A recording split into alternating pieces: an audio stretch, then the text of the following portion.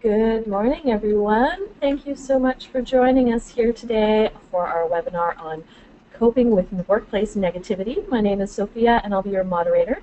So I'm here helping out today with any of your questions that may come up along the way.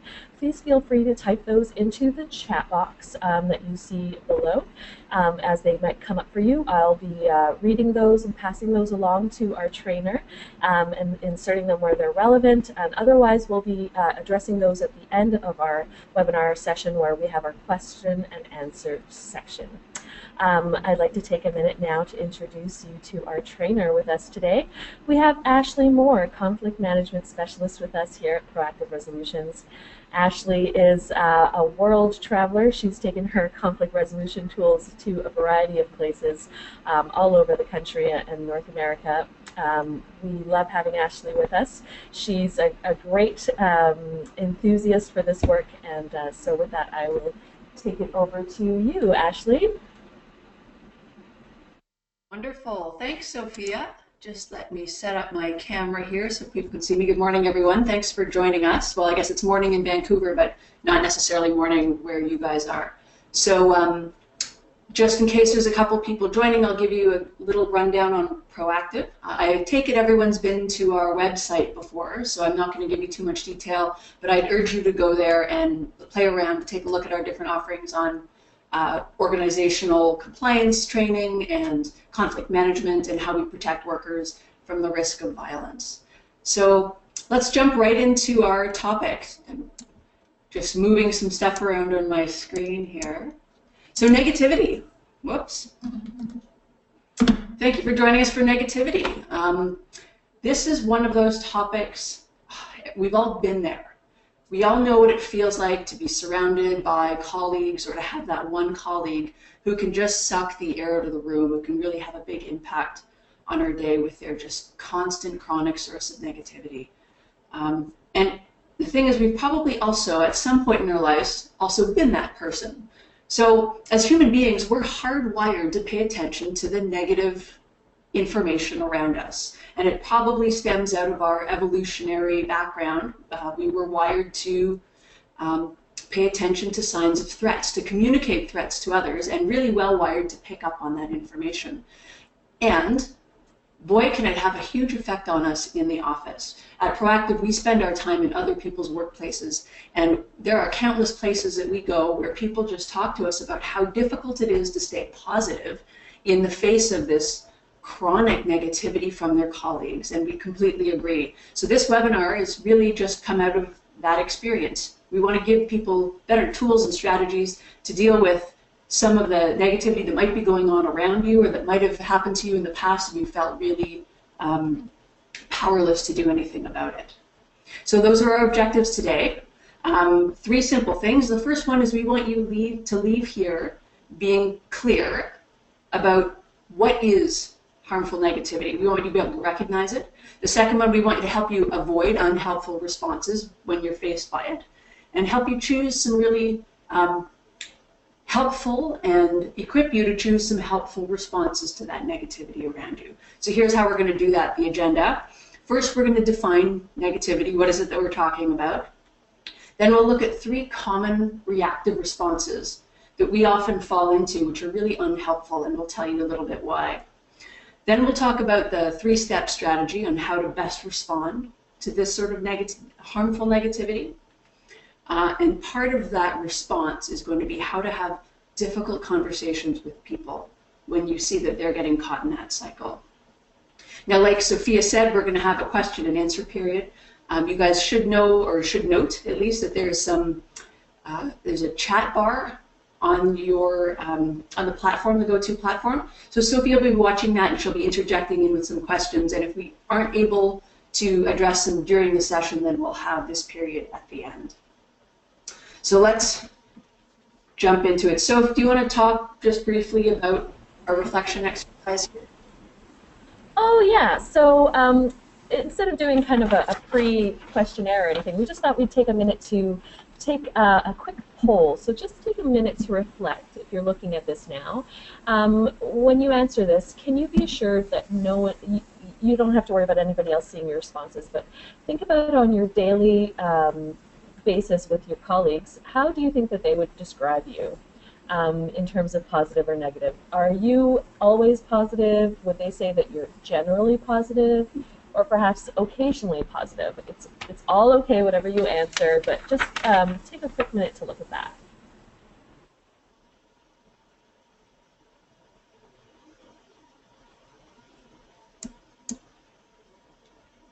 Okay. Thanks for that, Soph. So hold on to that answer, write it down somewhere. We'll come back to it. Um, and we'll push on. So when we're talking about negativity and different types of negativity, what does that look like? What are some incidents of negativity that we could be facing at work? This is what we had in mind. Let me see if I can get my clicker to work here. There we go. So we've all had this colleague. Look at her. Looks like it'd be really hard to get a smile out of her. So this is one of your colleagues who's just constantly seeing the glass as half empty, which is fine. You know, we all have bad days, but if someone's pervasively pessimistic, it's just constant. It can be overwhelming or underwhelming. Not the most fun person to work with. So there's that type of negativity. This one makes me smile. Constant cynicism, however, doesn't really make you smile. So this is that person who comes up and they'll say something like, oh, you had a 3-hour meeting. You must have gotten so much work done. Funny in a 1-second slide in a meme, but if that's somebody's way of speech, if that's their mannerism and you're dealing with that 8 hours a day, 5 days a week, exhausting. It's not funny as a daily reality. Another type of negativity, that chronic complainer. Just not fun to be around. Then there's this guy from The Office. He perfectly sums up this type of negativity. He doesn't believe that anyone can do anything right, and it's wise to doubt everything. This one's a classic. We hear about this all the time, especially in meetings. So you might have a colleague who's got that old sigh and eye roll technique. And it's especially annoying when you've just said something, you think it was a positive comment, and you see that body language happen. It can feel like a real kick in the gut. So negativity doesn't have to be in somebody's words. It can be in their actions. It can be in their body language. And we've all worked with people like this. Just those constant sarcastic comments, right? Someone who sees the bad in every situation, and they don't even pretend to feign interest. So being at work just brings us in contact with a lot of people. And the thing with negativity is we can choose not to hang out with people who are negative in our regular day lives, but at work, it's almost impossible to avoid. And how much time do we spend at work? So the reality is that how we engage with people at work has a huge effect, and on how we feel about ourselves, but also how we feel about the workplace, and then by extension, how we feel about our lives. So it should really come as no surprise that when someone else is constantly being negative, complaining about their colleagues, complaining about the work, complaining about their managers, it can really drag us down. It's one of those really little behaviors, a sigh and an eye roll, small behavior, but it can have a huge effect over time. We can make light of it, but it's really not something that makes us laugh. So what is it that people are complaining about? Well, we find that their complaints fall into 4 categories. And the first one, people complain about the workplace, just the workplace itself.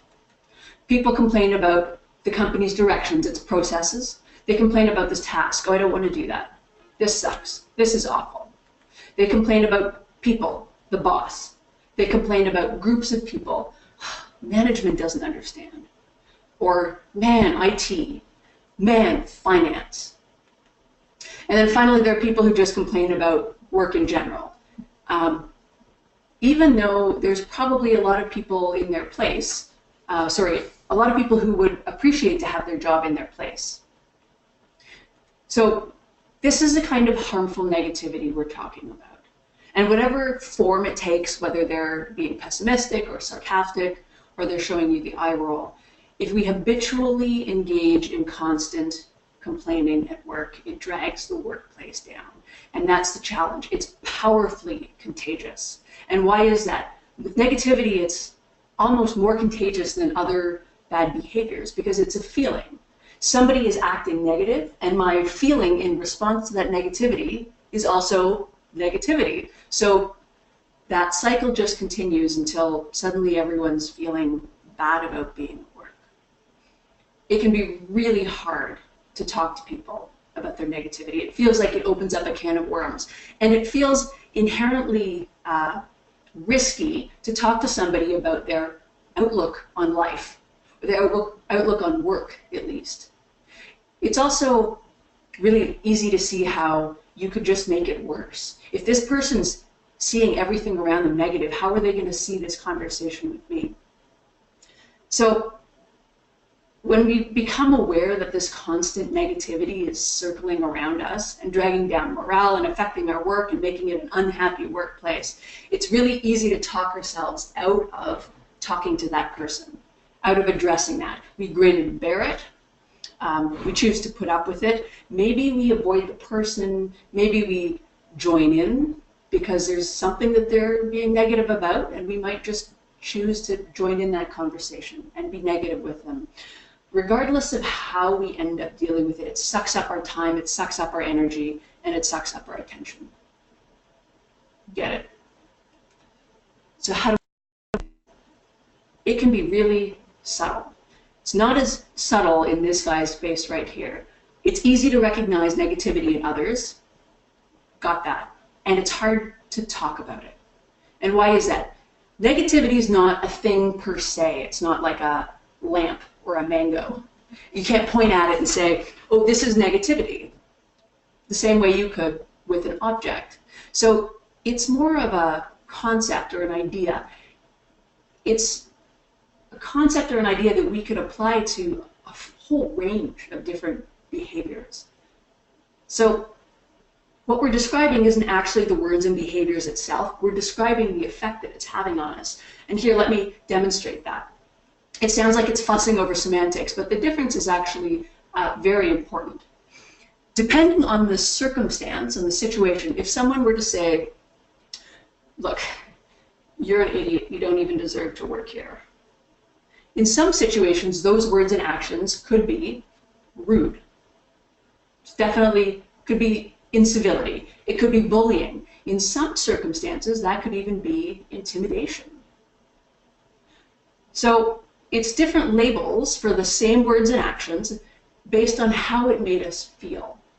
Another example could be, so somebody says, look, Mr. New Idea, we tried that 5 years ago when you were still in school. It's not going to work. Didn't work then. It's not going to work now. So those words and actions, again, we could call that rude. We could call that pessimistic. We could call that realistic. We could call that frustration, disbelief. We could call that someone just being brutally honest. So you see how there's different labels that we can apply to the same words and actions. So negativity is just one of those labels. It's a label that we apply to specific words and actions based on how it made us feel. And other labels might be just as valid. This is a critical point because we're going to be talking about negativity, how we see it here. We're going to be urging you to recognize and address negativity, but it's going to be really important for us to move beyond the labels, to be able to talk about words and actions, because it's going to give us a whole bunch of different leeways or entryways to have the same conversation in much more constructive manners. So when we're saying, okay, negativity, what are we going to be talking about today? Because, like I said, it could be an infinite number of words and actions. Here's one definition of negativity. It's a tendency to be downbeat, disagreeable, and skeptical. I think it's pretty much summed up, the whole thing is summed up in the last 4 words. Always expects the worst. Excuse me.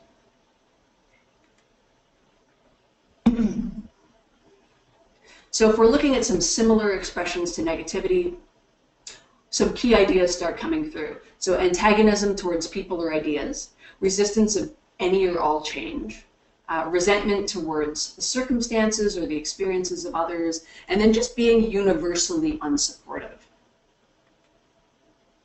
Some opposing expressions, positivity, willingness, approachable, supportive, just gives us a good sense of what we're talking about, how we're going to position this negativity. So I guess the question, we'll come back to that one. I guess the question is, who would you rather work with? Would you rather work with people on the blue side or people on the red side? We often hear the saying that misery loves company, but it's never the type of company that motivates us to do our best work, is it?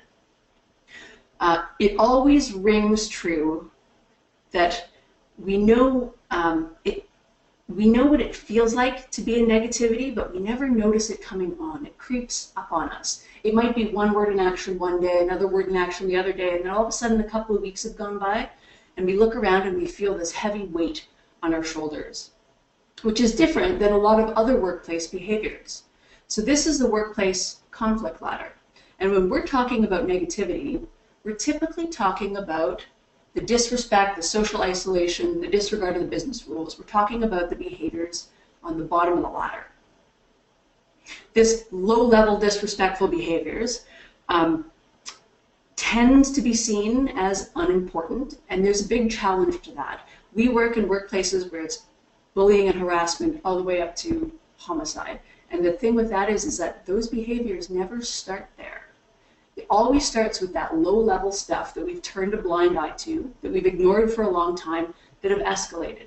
And negativity is a classic example of people just not knowing what to do with it and continuing to turn a blind eye. And we get that. We'll talk about how hard it is to have that conversation. Excuse me, I'm catching a cold here. We hear from organizations all the time where there's been acts of violence where people say, you know what, this just came out of the blue, we didn't see it coming. But actually when we talk to people who are closest to the source, they'll say, you know what, we've actually seen this build up for a long period of time. At first people were resisting talking to each other. Then they weren't following our business rules. They were starting to be super negative and they were just a real drag to be around. So we kept turning a blind eye. We watched that escalate over time. And it can be quite sobering. So negativity, perfect example of that low-level behavior that can escalate.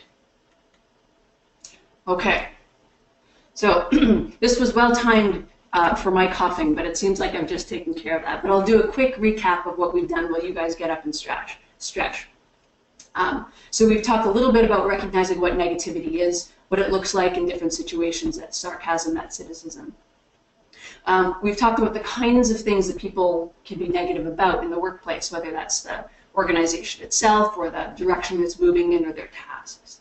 And we've understood how contagious it is and how difficult it is to deal with so that we tend to ignore it. We've also talked that it's a label and not an actual behavior. And this is going to be really key when we get to the point in the webinar where we start addressing it. So understanding that negativity is a label that we can put on words and actions, and there's a whole bunch of other labels that will equally apply. So everybody's stretched? So we're going to dig a little bit deeper into our criteria for negativity. So when we're talking about negativity today, we're going to look for clues that someone is in a mindset of chronic complaining, that this person has a general pessimism or a dissatisfaction with work. Maybe they're showing us what we call a victim mentality, where they take no accountability for their own actions and they blame other people. Maybe they're showing an overall resentment in the workplace. Maybe they're resisting direction or feedback from peers or from supervisors. So when we're talking about negativity today, we're not talking about behaviors that you could apply labels such as bullying, racism, sexism, harassment, or assault. So while there are some words and actions that could be both, today we're going to say those are distinct categories and we're not going to deal with them. We're going to deal with the more subtle forms of negativity, the one that creeps up on us. So negativity is, to make an analogy, negativity is more akin to that pervasive, ever-present stench of a hockey locker room. And it's not that sharp stink of a blue cheese. So it doesn't have the same immediacy of effect. But when you get home from the locker room, you can still smell it. It hangs around in the air a lot longer, unlike the blue cheese, which either you walk away from or you eat. So it's important for us today also to talk about what it's not. So there are some behaviors in the workplace that are very important, that are uncomfortable and that set you up to be opposing other people in the workplace and that are clearly not chronic negativity. And a clear example is asking for clarification. So maybe saying, so what were you referring to? Not agreeing. Saying, you know what, I see this differently. Giving directions. Can you please put that on my desk? Or making suggestions, proposing alternatives. Hey, I think there's an easier way to do the same thing. So clearly a lot of these conversations can be uncomfortable, but they're really helpful. Black hat thinking, critical thinking, taking the devil's advocate position can help make a team stronger. It's really about cooperation. Is somebody, through their words and actions, demonstrating that they're pulling for the same team, that you're all being a team member? Cooperation is a key proponent of the respectful workplace, and sometimes that means taking opposing positions.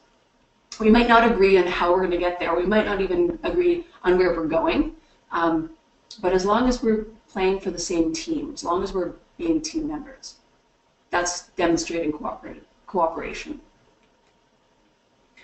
So how do we know if we're facing this harmful negativity? Well, it shows up in 3 ways. First, it shows up in the words that we choose. Maybe something like, not you again. So the words that people choose. And then, of course, as you just saw, there's how I said them. Am I mumbling under my breath? God, not this. Or am I rolling my eyes, sitting back in my chair? So there's 3 distinct categories. There's the words that you choose, there's how you say it, and there's the voice that you say it with, and then there's the body language that goes along with that. Maybe a well-timed eyebrow raise, or looking away, a big sigh, a shoulder shrug. We can often misinterpret body language, so we do need to be careful about reading too much into it. But that's the thing with negativity, is we always know it when we see it. Ashley, can I interject here? It's Sophia. Sorry, we're just getting a question. So, you know, these ideas that we're putting out about negativity, it's very well defined, but there must be some times when it's hard to kind of describe in detail exactly how it is that somebody's being very negative. Like, you know, those situations where they're saying all the right words, but their tone of voice is suggesting it's something very different, or their body language is suggesting that. So how would we address something that's that subtle? Thanks, Soph. That's a great question. It's challenging. Let me start with that. It can be very difficult, and sarcasm is that the best example, because it's really clearly someone's words, oh, that's great, are not matching with their tone of voice, oh, that's great, or their body language, right? So it can be very challenging. And I'll say that it's very important, because there's something in these words and these actions that this person's doing right now that's making you feel like it's being negative. So we're going to say, first, pay attention. Look for the cues. They're going to be very hard to find. And it's going to be important because let me show you here. I'll demonstrate it. So if I want to go and talk to Sue about her sarcastic comments in the meeting yesterday, and I went up to her and I said, hey, Sue, can we talk about your blatant negativity yesterday? How's that conversation going to go? There's a couple challenges there. The first one is, well, is she going to know what I'm talking about? When was she negative? What am I referring to? And even if she did know what I was referring to, is she going to want to have that conversation with me? It sounds like I've taken a moral high ground by slapping labels like blatant negativity on there. So it's really important to notice for the behavioral cues, and they'll be subtle. And if you pay attention, if you start thinking about them there's a few that go along with negativity that are kind of symptomatic of negativity, whether it's an eye roll, it's a tilt of the head, whether it's a tone of voice, crossed arms. So here's our option, or the other option. I could go up to Sue and say something like,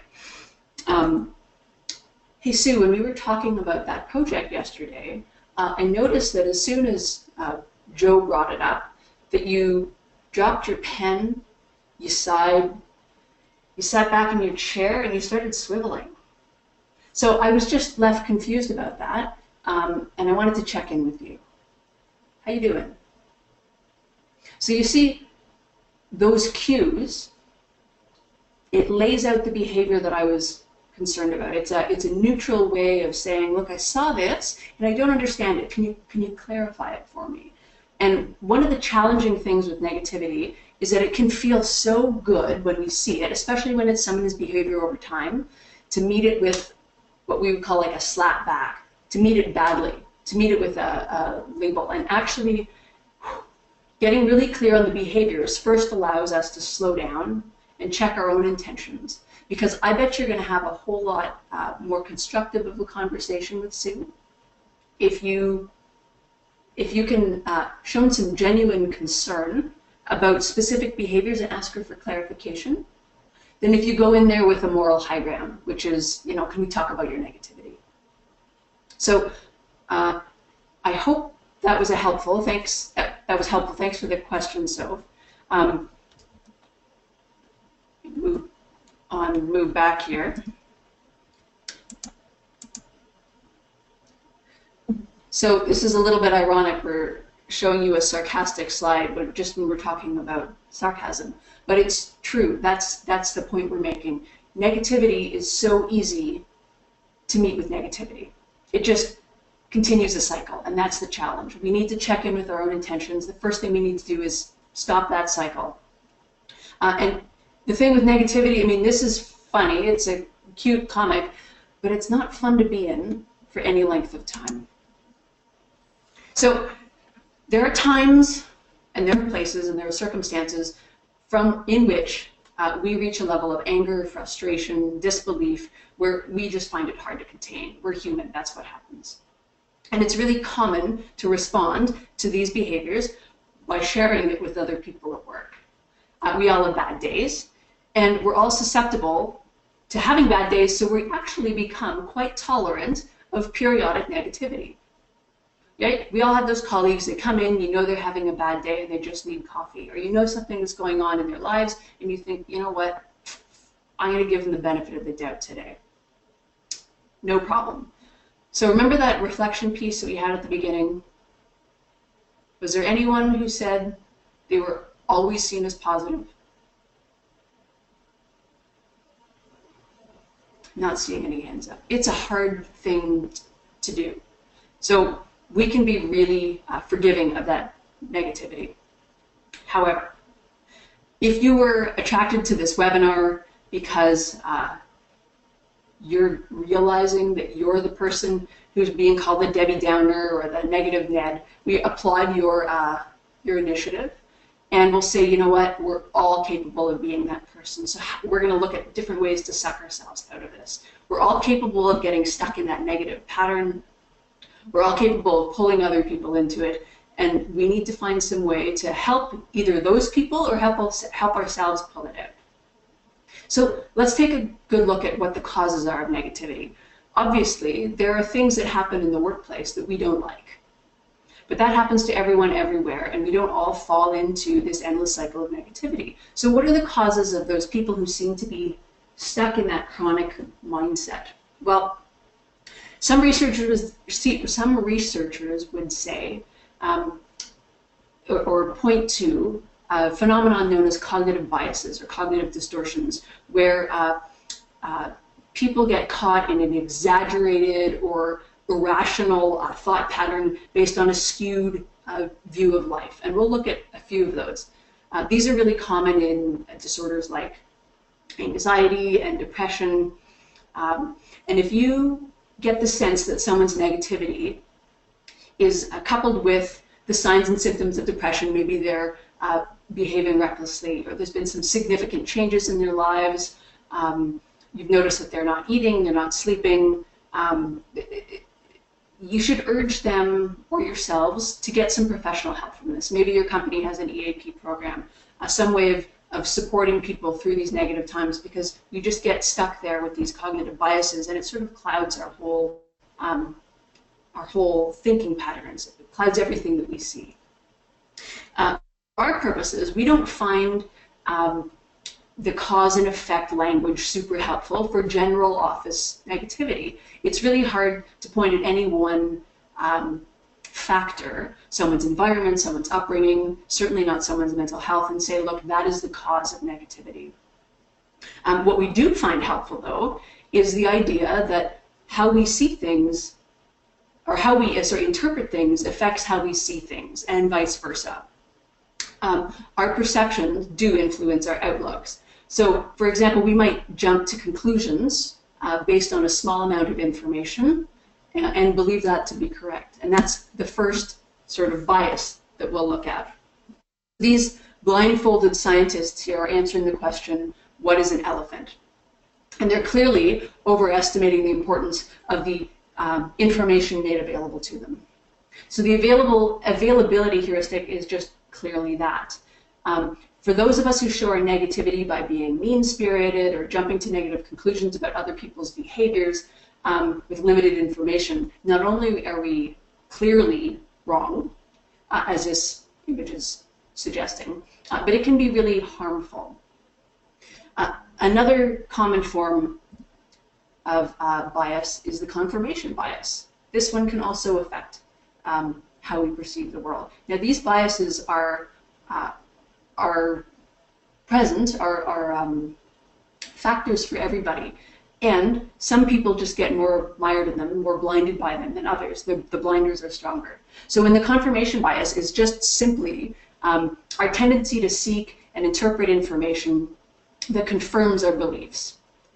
So we overvalue what we see that confirms what we already know, and we tend to undervalue the things, the whole rest of the blue cycle, that might counter what we already think. And the last form of cognitive bias that we'll explore today a little bit is the self-serving bias, which is simply our tendency as human beings to give more weight to internal factors when we succeed. So if we're doing really well, it's because we're smart, it's because we're business savvy, it's because we have great education and we're really good at this. But we tend to ignore external factors like timing, like the market, and just like sheer dumb luck. And of course, the opposite is true when things go badly. We only fail in our endeavors because it was bad timing, the market was bad, and other people weren't supportive of us, but we were actually perfectly competent. So these are the sorts of clouded biases, or the sort of clouds that can influence how we see the world.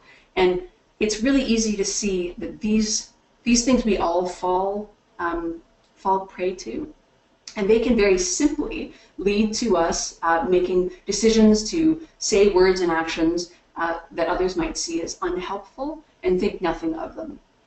And the challenge of that is one incident of bad behavior, one incident of negativity, of exclusion, of leaving people out, can have a much bigger impact than we can ever imagine.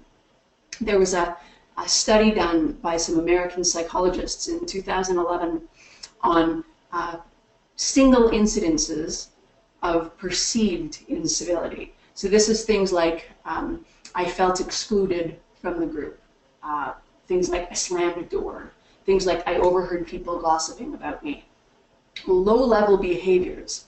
And they asked 800 employees, which is a pretty big sample size, how they had experienced, what was their experience after this one perceived incivility. So 48% said they immediately decreased their work effort.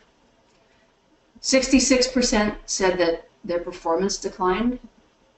63% said they lost time avoiding the offenders.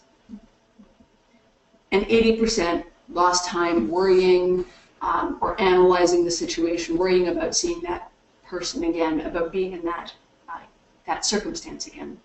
So you can see one little behavior, such as slamming a door or rolling your eyes, can have a huge effect. And like we said before, that just keeps the cycle of negativity going. So we have another stretch break coming up. We want to keep you guys moving. We're very cognizant of what it is to sit and have information thrown at you for an hour. So I'm just going to do a quick recap if you want to grab some coffee or some water. So what we've looked at since the last kitten stretch break, we recognize that negativity is words and actions. We understand that it's powerfully contagious and it's hard to ignore. We know that it's a label, it's not an actual behavior, and we know that we're all prone to falling into a negative mindset due to our very human biases and perceptions. So, let's have a look at what we tend to do when we face other people's negativity. First, we're going to look at the unhelpful responses, things that we're prone to do and which will actually make things worse. And then we're going to give you the 3-step strategy on how to make things better. Okay, we're back up here. So negativity is clearly what we call a difficult situation. And a difficult situation, when we say it, it means something very specific. First, it's an incident of bad behavior that we don't like, typically in another person. And it's also the accompanying feeling of distress within us, that urge to do something, that uncomfortable feeling, whether that's your sweaty palms, your beating heart. You know when you've been caught by someone else's behavior. And that's not enough. We also need the conundrum. We need to be confused about what to do next. So these 3 factors in different combinations or separately are not what we would call a difficult situation, because sometimes there's some clearly bad behavior that just doesn't distress us and we don't need to do anything about it. No big deal. And sometimes we can be very, very distressed about someone's behavior, but we'll be very clear about what to do about it. Telemarketers, we hang up on, for instance. So it's when all 3 of these factors come together, that's what we call a difficult situation. There needs to be behavior you don't like, there needs to be an accompanying feeling of distress, and you need to be confused about what to do next. And like we said, these are really common in negativity. Someone rolls their eyes, you get caught, and you think, man, is this me? Is this a problem? Does everybody see this, or am I just being too sensitive? It's very common with those subtle behaviors like negativity. And we tend to react in one of three really unhelpful ways. The 3 reactive responses. The first one, we tend to meet negativity with more negativity. We slap back if we were going fight or flight, or we snap back in a workplace, because typically we don't assault people in the workplace. But usually when we see someone being negative, we have a choice to either join them and also be negative, or we say something really quickly, we snap at them about their negativity. That's one unhelpful response. The next is you see that person or those group of really negative people, and you know what? You avoid them. You ignore the impact of their behavior, you turn, you walk away, you walk the long way to the washroom so you don't have to go by their office and get sucked into their negative behavior. And the last unhelpful response is, man, this person, these people, they're so negative. You deal with them. HR, you deal with them. Hey, boss, you deal with them. Hey, colleagues, you deal with them. So these are all unhelpful for different reasons. They quite clearly are defective. They could clearly escalate things, and they could clearly make things worse. So we need a response to negativity that's going to be constructive. We want something that we can do consciously, intentionally, something that positions us to be leaders at work, something that positions us to make good decisions on whether or not this is an important behavior that we should deal with or whether or not we should let it go. for us at Proactive, we've developed this 3-step response strategy, which is simple, but it's not necessarily easy. We begin in the moment where someone's negativity has sucked you in and you feel that distress. We need to self-manage. Then we need to make a decision. Is this important? Is this not? And once we've made a decision, we need to act on that decision. So let's get into all 3 steps. Why do we start with self-management? Well, for many instances, this is the hardest. For many people, this is the hardest thing, especially with something like negativity, where it's just the water temperature changes slowly over time. It's not a jarring experience, oh, like somebody yelling. It's part of the water that we swim in. As soon as we recognize that we've gotten sucked into this negative spin, we need to self-manage. And that means to us more than just doing your job, which is a great start. It also means continuing to do your work towards the organizational goals, continuing to meet your objectives. It means not responding to their bad behavior with bad behavior. And why do we not want to do that? Well, there's the obvious, because it just escalates, because it just continues. But it's also the right thing to do, and it's also part of our job to make good adult decisions ourselves. We might technically be correct if we say, you know what, dealing with somebody else, dealing with my colleague's behavior isn't my job. And yet in a group, in a team, we all have the responsibility to support each other. And this means supporting the team and challenging someone's negative behavior when it's affecting the whole group. It also means not breaking any rules. It also means not breaking any safety violations. It means being a mature and responsible adult in the face of what might be considered childish behavior. So not the best news of the day, but the first step in our response strategy is all about us. How do we manage? How do we break this cycle? And that can be very hard.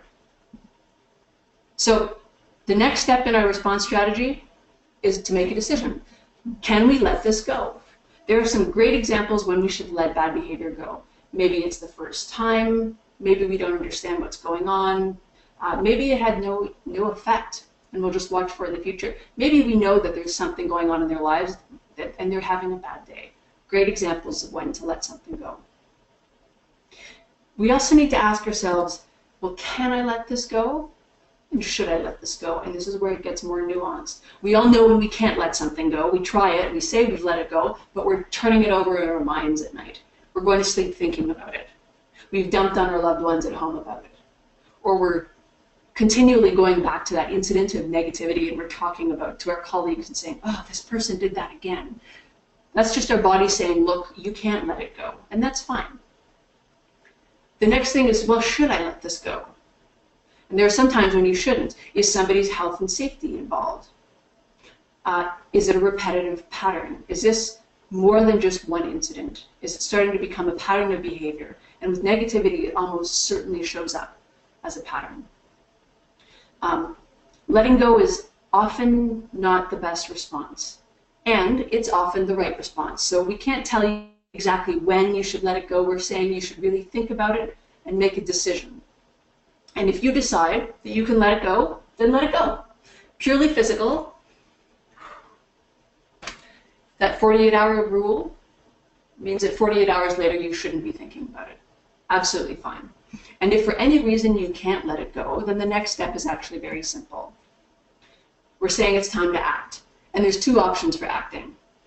You can go and talk to that person directly about their negativity, or you can get help from someone else on how to deal with this negativity with this person directly. In lots of workplaces, dealing with it means I'm going to go to HR and give it to them.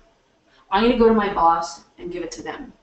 I'm going to go to my union steward and give the problem to them. And why is that challenging? Well, generally it doesn't help, right? It can make things worse. It can make things worse between my colleague. It can make things worse because I've escalated it. And it can also make things worse because now I'm no longer part of the outcome. The outcome is outside of my control. It makes the interactions more formal. If the third step is to act directly, sometimes I get it. It can feel challenging to go to that person. It can feel intimidating. So that's why we say absolutely go get help. But go get help from a trusted colleague. Go get help with HR. Same people, but say, look, I want to deal with this myself. Can you support me towards doing this? And then go and have that conversation yourself. So the 3-step response strategy is super simple. First one, self-manage. In the moment, continue doing the professional, respectful things that you already do. Continue doing your job. Second one, okay, I've given myself a minute to catch up, to think about it. Now I need to make a decision. Was that incident of negativity, was that eye roll, was that sarcastic comment, was that important to me, to my job, to our collective project, to our organization? Was that important for me to do something about it? And if for any reason you think, you know what, yes, I need to do something, or no, I can't let it go because my body won't let me because I'm still thinking about it 48 hours later, then go and deal with it. Talk to that person directly. Have a direct contact. Ashley, sorry, it's Sophia here. Can I just ask you?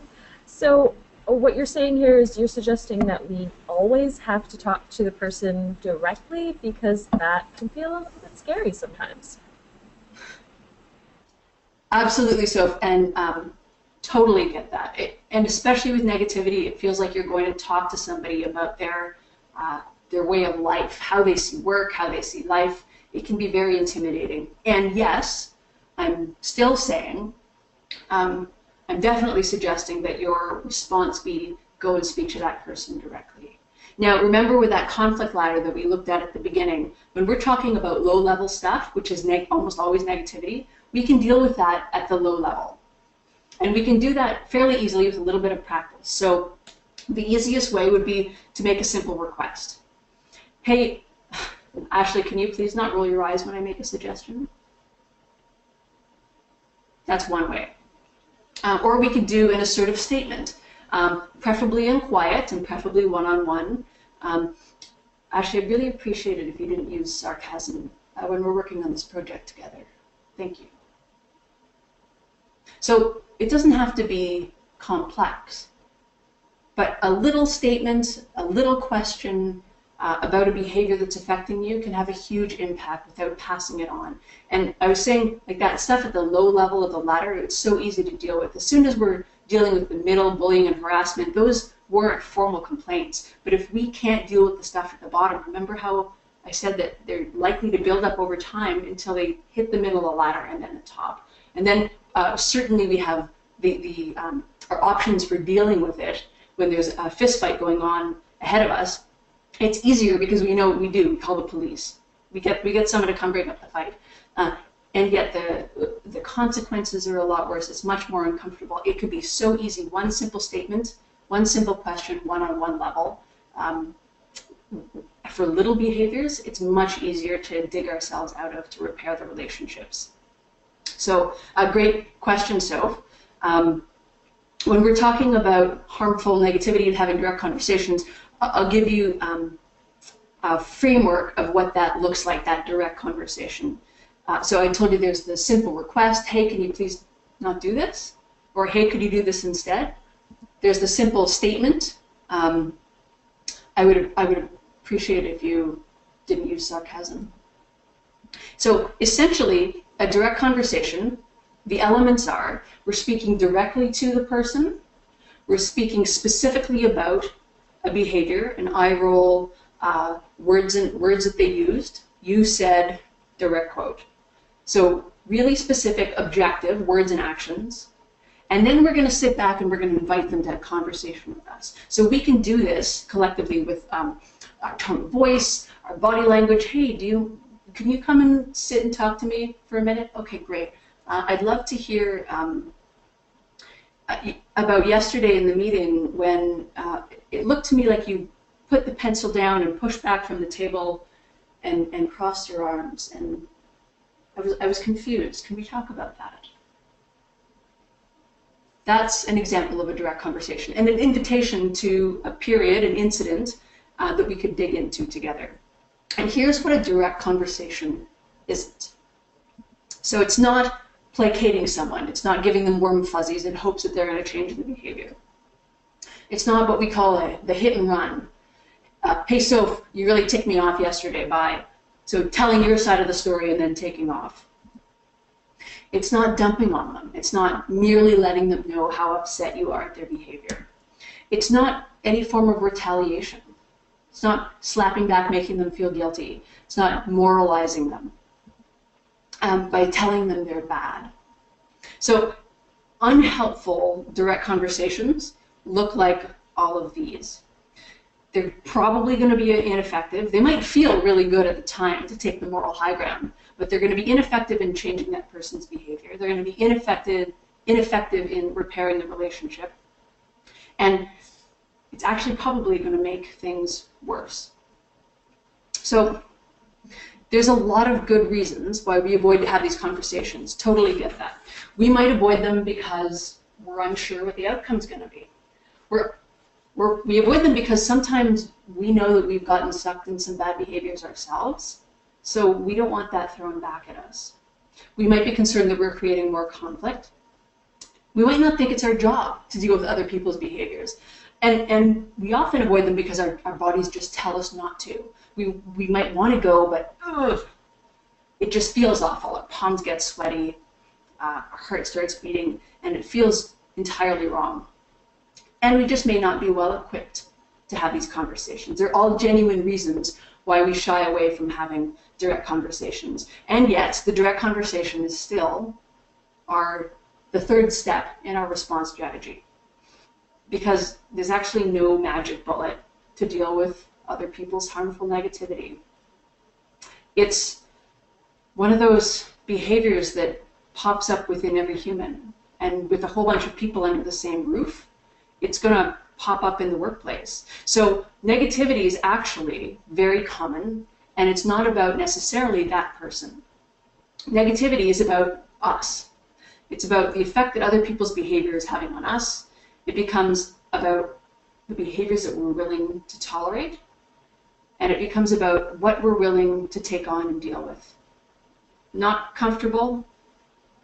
It's a sad, hard truth. So being supportive of our colleagues is about engaging them with curiosity. Hey, can you tell me what's going on? I saw this behavior and I'm concerned. I saw this behavior and it affected me.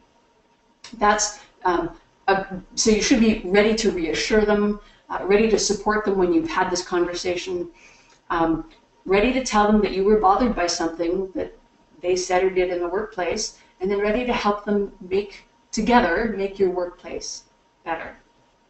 So we use a direct conversation model called Straight Talk, which is, we have another webinar about that, but you could use many different forms of direct conversations, crucial conversations, that simple request, that assertive statement.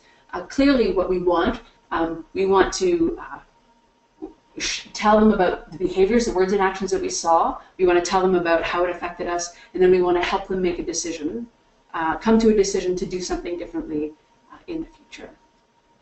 So hopefully, I guess I didn't click through when we were talking about why we avoid having difficult conversations.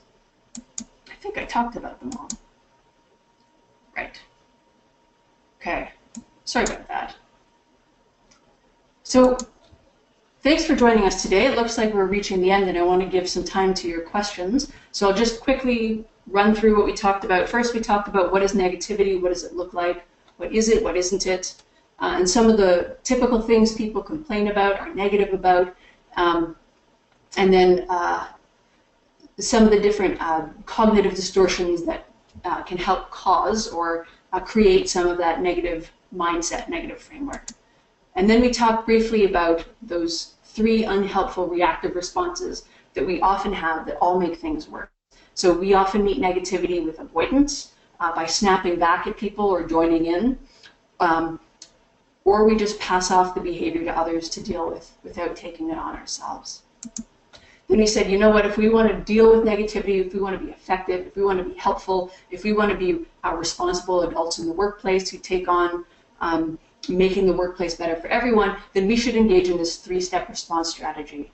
The first step was to self-manage and not get pulled into that cycle of negativity, and that can be very, very hard.